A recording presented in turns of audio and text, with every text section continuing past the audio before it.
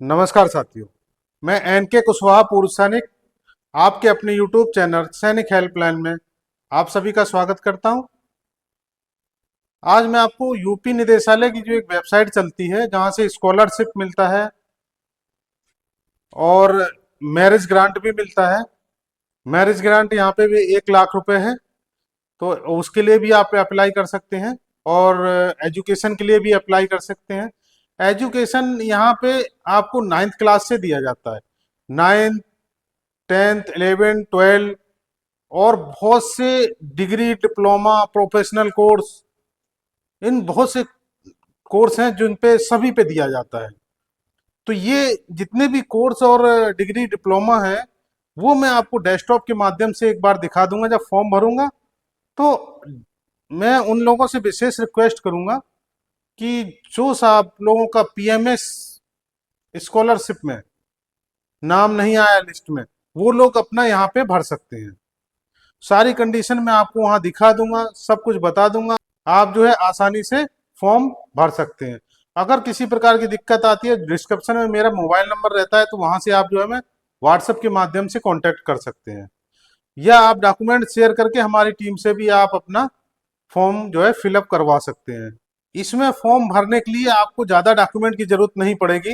जैसे केंद्र सैनिक बोर्ड में बहुत से डॉक्यूमेंट की जरूरत पड़ती है, इसमें आपको सिर्फ एक बैंक पासबुक है जो बच्चे की होती है, और आई कार्ड जो आपका बना होता है सोल्जर बोर्ड के द्वारा, और मार्कशीट होती है जो बच्चे की जो कच्चा पास कर लिया होता है उसका पिछले बैक ईयर का। एक आश्रित प्रमाण पत्र होता है जो लगभग तहसील से बनता है, वहां से भी आप बनवा सकते हैं। या आप फैमिली पार्टिकुलर का जो हमारा पेज होता है डिस्चार्ज बुक का, आप उसको भी अपलोड कर सकते हैं। वो भी आपको आप देख सकते हैं, वो भी इंस्ट्रक्शन में दिया गया है, या तो आश्रित प्रमाण पत्र या फिर आपका फैमिली पार्टिकुलर, जिससे कि ये पता चले कि ये आपका ही डिपेंडेंट है, कोई और तो नहीं है, दूसरा आदमी कोई भर रहा है। इतना ही डॉक्यूमेंट की जरूरत पड़ेगी। और जो भी आप जब आप भर लेंगे तो उसको आपको साइन कराने के लिए आपका साइन होगा, एक सोल्जर बोर्ड का साइन होगा, एक आपके जो है कॉलेज स्कूल से साइन होगा। फिर उसके बाद फॉर्म को जो है जमा करना है आपने जिला सैनिक बोर्ड में। तो ये इतना और एक्स्ट्रा काम करना पड़ेगा जो हमारे को केएसबी में नहीं करना पड़ता था, लेकिन इसमें भी आपको पैसा मिलेगा। पिछले वीडियो मैंने आपको एक लिस्ट दिखाई थी जिसमें लोगों को स्कॉलरशिप मिला हुआ था, उसका लिंक भी मैं डिस्क्रिप्शन में दे दूंगा, जिससे कि आपको पता चल जाए कि स्कॉलरशिप इस वेबसाइट पे भी मिलता है। और वहाँ पे कोर्स की लिस्ट भी आप देख लेंगे कि कितने कोर्स हैं जो डिग्री, डिप्लोमा और प्रोफेशनल कोर्स हैं, वो जो है मिलता है, उन सभी से आप भर सकते हैं। किसी प्रकार की दिक्कत आती आप हमारे को व्हाट्सएप पे मैसेज कर सकते हैं। चलिए चलते हैं तो देख लेते हैं डेस्कटॉप के माध्यम से। और एक बात और मैं बता दूं कि ये जो है स्कॉलरशिप सिर्फ यूपी में रहने वालों के लिए ही है, अदर स्टेट के लिए नहीं है। तो सिर्फ यूपी निदेशालय यूपी वालों को ही देता है। और जितने भी हमारे नए व्यूवर्स हैं उनसे विशेष रिक्वेस्ट है कि वो लोग हमारे यूट्यूब चैनल को जरूर सब्सक्राइब करें और लोगों के साथ शेयर कर दें, जिससे कि सभी लोगों को ये जानकारी मिल जाए। जिनका भी पीएमएस लिस्ट में नाम नहीं है वो यहाँ पे अप्लाई कर सकते हैं। तो चलिए चलते हैं डेस्कटॉप पे। साथियों, आ गए हम डेस्कटॉप की स्क्रीन पे। यहाँ पे हम सर्च करेंगे वेबसाइट उत्तर प्रदेश निदेशालय। ये वेबसाइट का लिंक मैं आपको डिस्क्रिप्शन में दे दूंगा, तो आप डायरेक्ट वहाँ लिंक के माध्यम से डायरेक्ट आप यहाँ पे आ सकते हैं। अब ये वेबसाइट पे ऑनलाइन एप्लीकेशन पे यहाँ पे हम क्लिक करेंगे, माननीय राज्यपाल शैक्षिक सहायता योजना, और उससे पहले हम ये पूरा पढ़ लेंगे। ये जो दिया गया है ये सब हम पढ़ लेंगे, उसके बाद यहाँ ताकि हमें इंस्ट्रक्शन पता चल जाए। यहाँ से हम फर्स्ट वाले पे क्लिक करेंगे।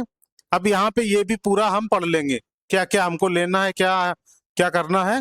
सारा चीज पढ़ने के बाद आई एग्री पे क्लिक करेंगे यहाँ पे। अब यहाँ से अब हम आगे बढ़ेंगे। जैसे हम आगे बढ़ेंगे ये पेज खुल जाएगा, फर्स्ट पेज। तो यहाँ पे आपने जो है चयन करना है किसके यहाँ, एयरफोर्स, आर्मी, नेवी, जिसके भी हैं वो अपना यहाँ भरना है।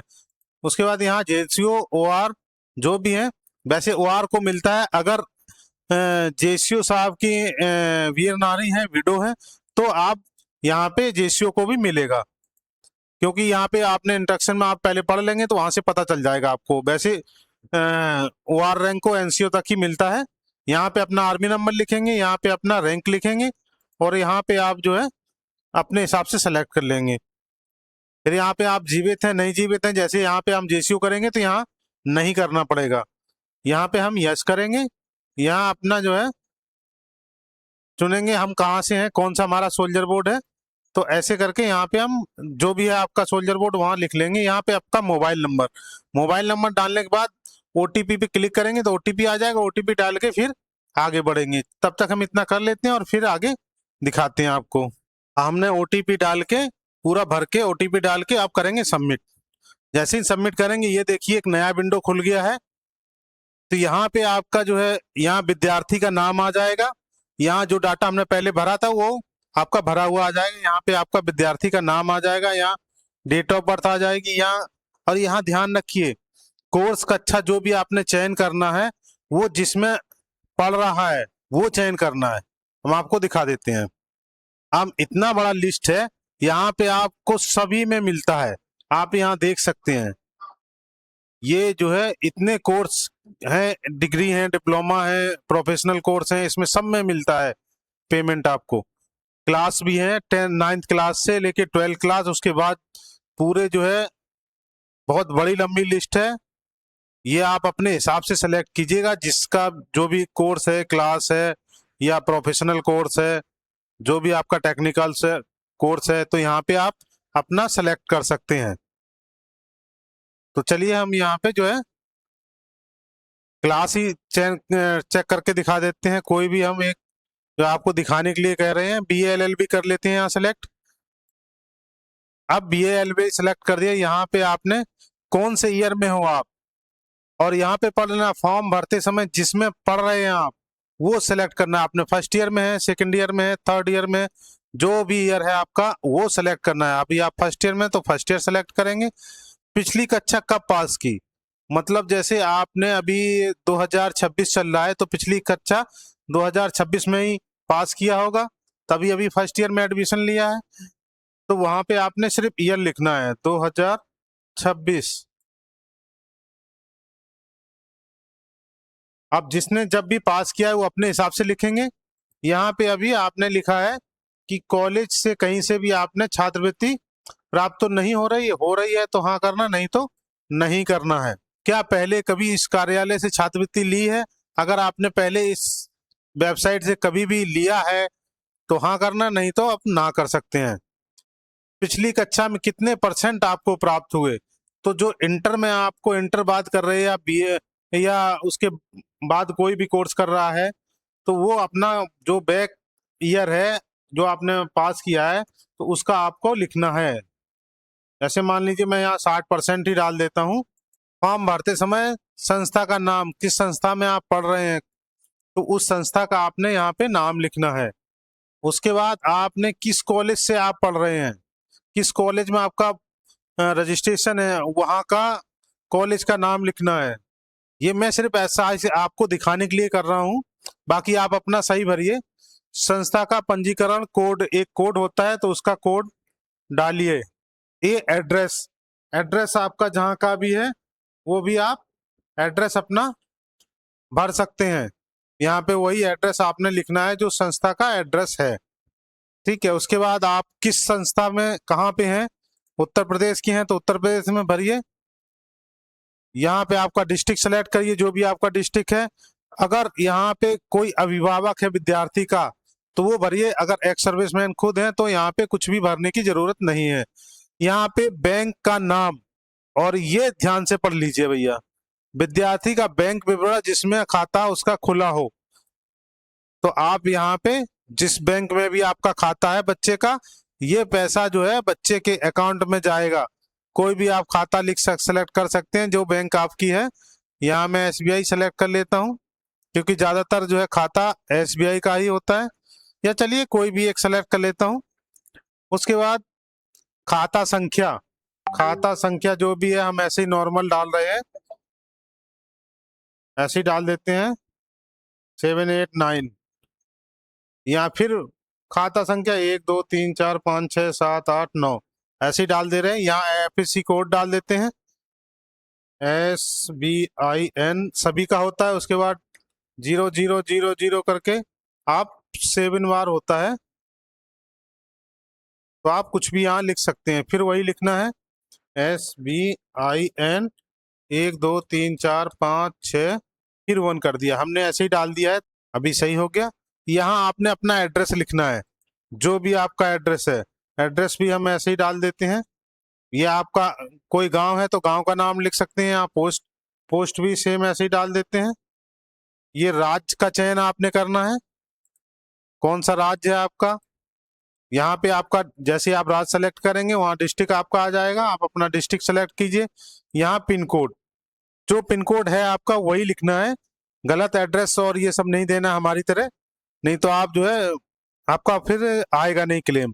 यहाँ बैंक की पासबुक की कॉपी अपलोड करनी है, वो भी आपने देख लीजिए केबी में होना चाहिए, 200 केबी का साइज है, पीडीएफ में ही मान्य होगा। पिछले दोनों कक्षाओं की मार्कशीट आपने अपलोड करनी है।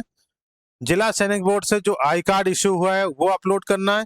यहाँ पे एक बड़ी समस्या होती है कि यहाँ पे क्या अपलोड करें। पूर्व सैनिक का आश्रित होने संबंधी प्रमाण पत्र, एक आश्रित प्रमाण पत्र आपकी तहसील से भी बनता है, हमारे यहाँ तहसील से बनता है, आपके यहाँ कहाँ से बनता है आप अपना देख लीजिए। बाकी यहाँ पे आप फैमिली पार्टिकुलर जो होता है डिस्चार्ज बुक का, वो पेज हम यहाँ अपलोड कर सकते हैं, वो पेज मान्य है।